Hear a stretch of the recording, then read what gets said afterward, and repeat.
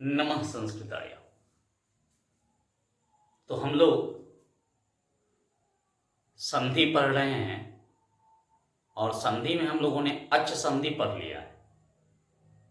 हल संधि के कुछ सूत्रों को भी हम लोगों ने पढ़ लिया है। आज हम हल संधि का सूत्र जो है झयो हो अनंतरस्याम, इस सूत्र को देखेंगे, समझेंगे। वैसे तो पढ़ने में यह लगेगा कि बहुत कठिन है और पाणिनि द्वारा रचित अष्टाध्यायी जो है उसी से यह सूत्र गृहीत है, लेकिन हम लोग अगर वैसे पढ़ेंगे तो बड़ी कठिन होगा। प्रत्याहार के माध्यम से अगर इसको पढ़ा जाए तो कठिन होगा, क्योंकि माहेश्वर सूत्र से प्रत्याहार बनते हैं, पूर्व में मैंने बताया है। और पूरा संधि जो है हमारा वह प्रत्याहारों पर ही निर्धारित है। लेकिन प्रत्याहार को ध्यान में नहीं रख करके जितना सुगम हो सकता है संधि पढ़ना, जितना सरलता से संधि हम पढ़ सकते हैं, हम उसी को प्रयास कर रहे हैं आप लोगों को पढ़ाने के लिए। तो अभी हम लोग इसको देखेंगे, झयो हो अनंतरस्याम कैसे बनता है। इसमें यहां हमको देखना है कि किसी वर्ग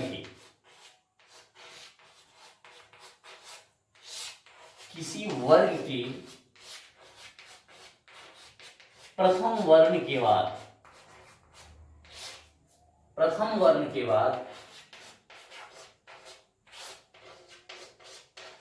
वर्ण के बाद हो आता है। हो आता है तो प्रथम वर्ण के जगह प्रथम वर्ण के स्थान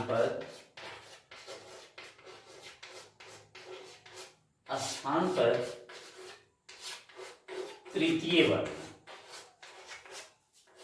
तृतीय वर्ण तथा ह के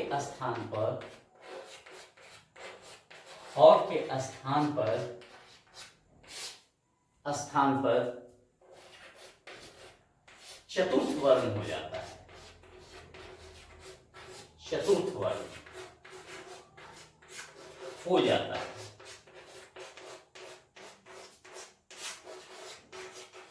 है जैसे कहता है कि किसी वर्ग की प्रथम वर्ण के बाद, अर्थात किसी वर्ग का प्रथम वर्ग जो हम लोगों ने झलाम यशवंते सूत्र में पढ़ा था, क, च, ट, त और फ,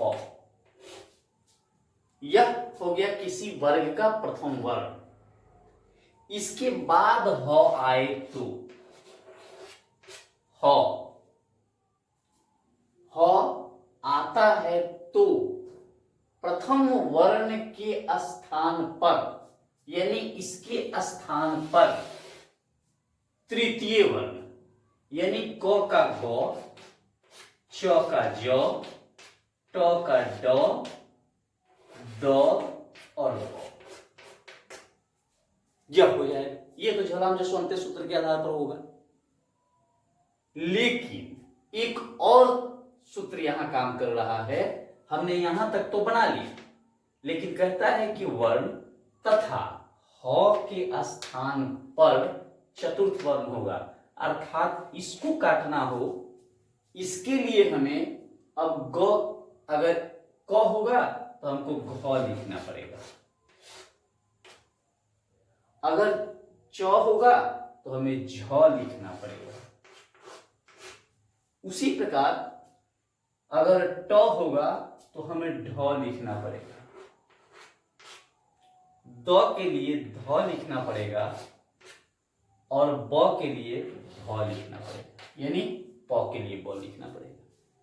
माने नियम यहां काम कर रहे हैं। एक तो झलाम जसवंते का नियम है कि वर्ग के प्रथम वर्ण के बाद ह आता है, उसमें था कि तृतीय चतुर्थ वर्ण आता है या रलव आता है या स्वर वर्ण आता है, और यहां है कि ह आता है, तो नियम वही काम करेगा कि प्रथम वर्ण के स्थान पर तृतीय वर्ण लिख दीजिए। तो यहां तक तो हो गया, लेकिन यह बाद में जो ह है इसके लिए हमको करना है, यह ह भी कटेगा हमारा, तो इस ह को काटने के लिए इसी वर्ग का चौथा अक्षर लिखना पड़ेगा, तब हमारा जाकर के यह संधि झयो अनंतर श्याम बनेगा। कैसे होगा सो देखिए, जैसे अगर हमारा हो जाए वाक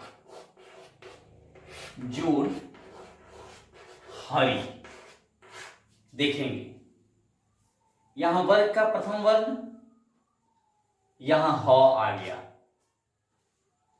तो क के लिए हम ग लिख देंगे, चूंकि अर्ध है, व्यंजन संधि हम लोग पढ़ रहे हैं, तो ग होगा अर्ध।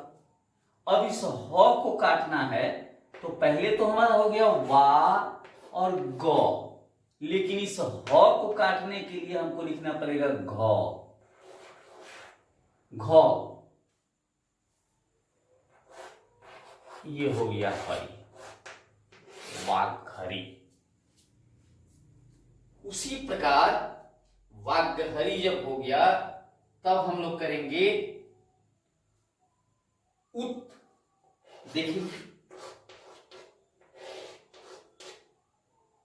जोड़ हार, हार, तो त का द होगा, और ह को काटने के लिए ध होगा, ध में आ लगेगा तो धा होगा, उ इधर है र इधर है, उद्धार। तत् हित,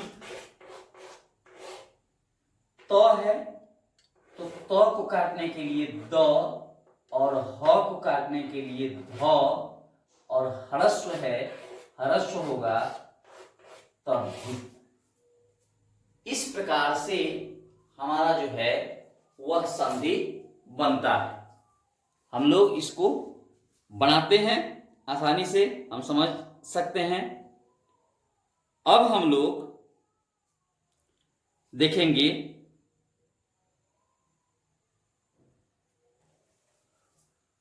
यह हमारा झयो अनंतर श्याम सूत्र हुआ।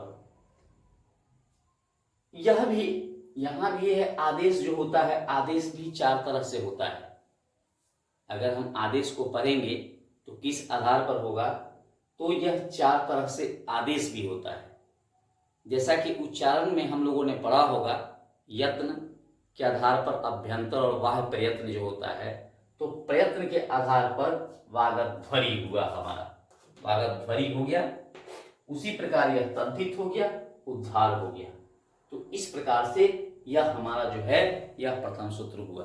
अब हम लोग दूसरे सूत्र को देखें, तो यह हमारा अब दूसरा सूत्र है छेचः पदान्तद्वा, अर्थात कहता है कि ह्रस्व स्वर के बाद, ह्रस्व स्वर हो,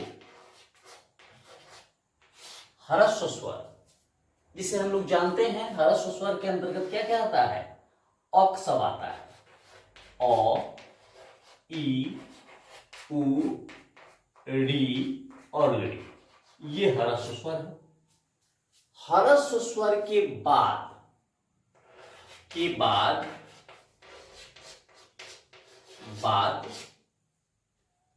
अगर हमारा ह्रस्व स्वर के बाद छ हो, छ हो तो छ से पहले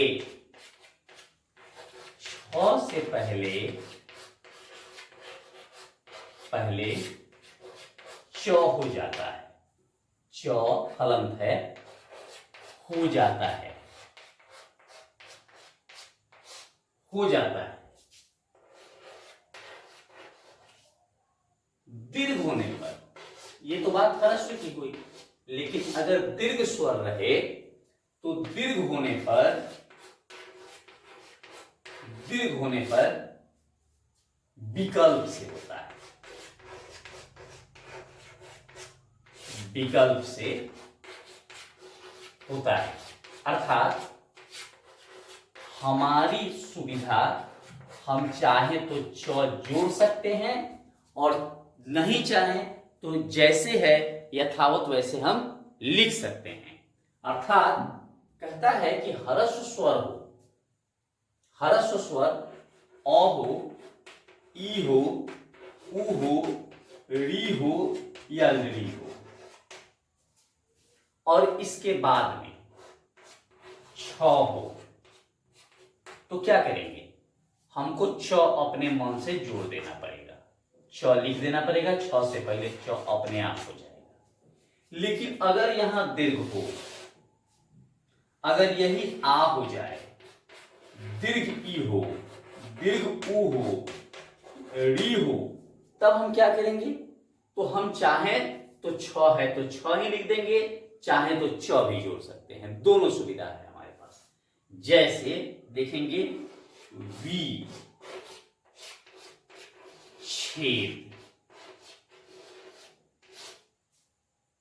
ह्रस्व स्वर है यहां, इसके बाद छ है, तो हमको क्या करना है? छ से पहले च जोड़ देना है, तो वी, च, छेद और त, विच्छेद। परी, छेद हो जाएगा, परिच्छेद, परिच्छेद। एक दीर्घ का बना के देखते हैं, सालक, छादनम, छादनम।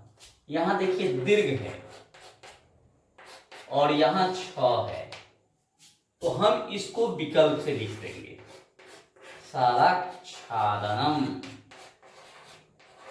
छादनम।